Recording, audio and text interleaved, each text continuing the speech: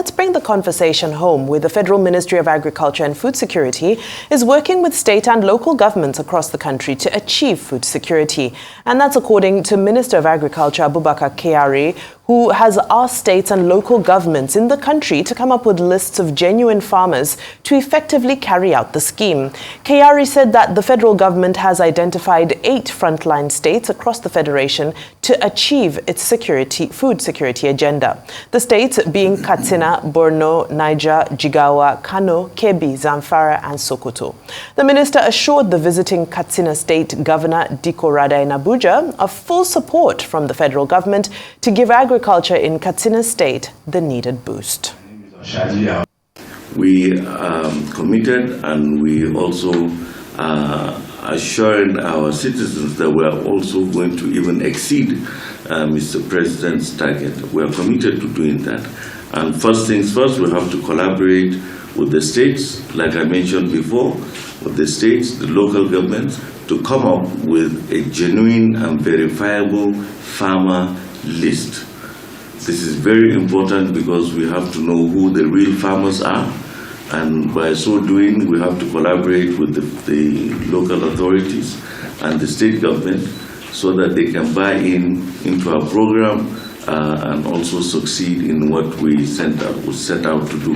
There should be a good synergy between the intervention of the federal government with the state government. I knew that with this wheat project intervention, there are a lot of some issues that crop up in the process. But I think with this collaboration and partnership that we are building, we can be able to overcome those challenges and try to work as a team. Well, Arise news analyst Dayo Sobowale joins us now to discuss the federal government's hope on Katsina, Borno, Niger and 5 other states to achieve food security amid the security challenges in some of those states. Thank you so much for joining us, Mr. Sobowale. Good afternoon. Well, good afternoon. It's a pleasure of me as usual. Pleasure to have you as always. I just want to start with what we heard from the Minister of Agriculture. When we basically heard him say in the first soundbite that when it comes to compiling this genuine and verifiable farmers list, what metrics do you want to see employed when it comes to the collaboration and, putting this list together? Well, he's not putting the list together that will tackle the issue of insecurity. Because, he called the states frontline states. I like the categorization. But it's not inclusive enough. It's not inclusive enough. Because you can't talk of frontline states in terms of people marauding and destroying farmlands. You can't talk of that and leave out the middle belt, especially Plateau and Benue. So those should be included there, and you should know why they should not be included there. But then, as to him talking of verifying farmers who will get things from government, well, that is putting the cart before the horse. Because you can't farm when you have floods, when you have terrorism, banditry, kidnapping going on. So it's like talking in a vacuum. That's what the minister has just done. He's talking in a vacuum. Food insecurity in Nigeria today is based on insecurity in the farmlands, in the area where agriculture used to provide the food for Nigerians. Now, I think I read somewhere that, according, I think it's the World Bank or Food Organization, by the end of 2024, 1 out of 4 Nigerians will literally be starving. So that's food for thought, and it's an issue of serious concern. The president recognized this when he declared a food emergency the other time. State of emergency on food security. The food sector.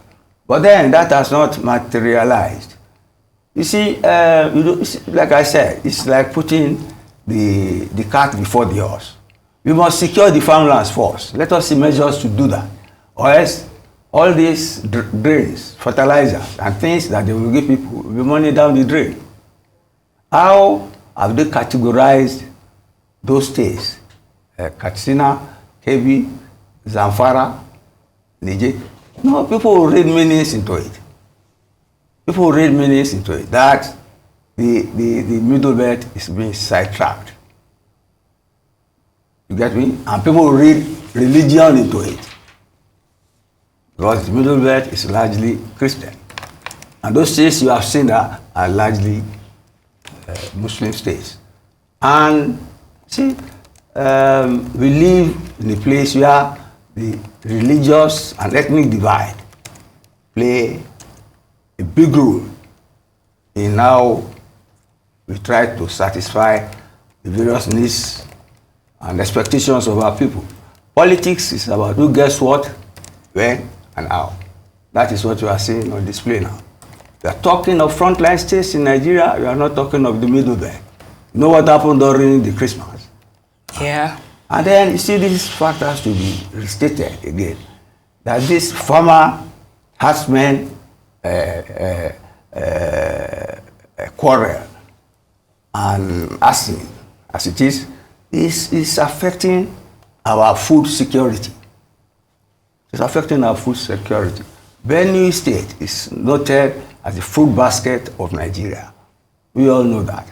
But now they can't go to the farms. They live mostly in IDP camps. And the other day, under the forum of Middle Belt leaders, Southern and Middle Belt Leadership Forum, they said, you see, they don't want to live in IDP camps. They want to be returned to their farmlands. And they want the government to secure their farmlands. So can you be talking about some states and leave out those two states? It's discriminatory, and the earlier they do the recategorization of which states are frontline states are not, and which states need emergency measures to be able to resuscitate our agriculture and reduce our food insecurity, the sooner the better. Let's leave it at that for now. Right, and Mr. Sobowale, you mentioned these two states. I want to expand that scope into the list of the highest agricultural producing states in Nigeria. Of course, with the top being Benue State. If you look at other states, however, that are on this list, Oyo, Ogun, Kwara, Cross River, they also make this list of top 10. Let's take a state like Ogun State, for example, that has built a huge reputation for mechanized farming and the ability to advance in terms of farming technology. Is it possible, given the dynamics that are at play, to replicate some of those successes that we're seeing in these states in the north, given the way the terrain is currently? Or is it that we need a special strategy just for the north to move forward? You see, through the CBN has done some intervention funds, in the north. You see, agriculture before the South used to be the leader in agriculture. But since, through mechanized farming, the North literally took over. That is why you look at our markets in the South, they get trailers of food, agri products coming from the North because of mechanized farming. I don't want to be sarcastic, but you see, most of those farms are owned by retired military generals who took to farming because Ambassador encouraged people. Operation Feed the Nation, and many of them have big farms. I don't know the condition in which they are now, but the central bank too intervened, and I know many Nigerian young agricultural entrepreneurs who set up farms in the north, huge mechanized farms.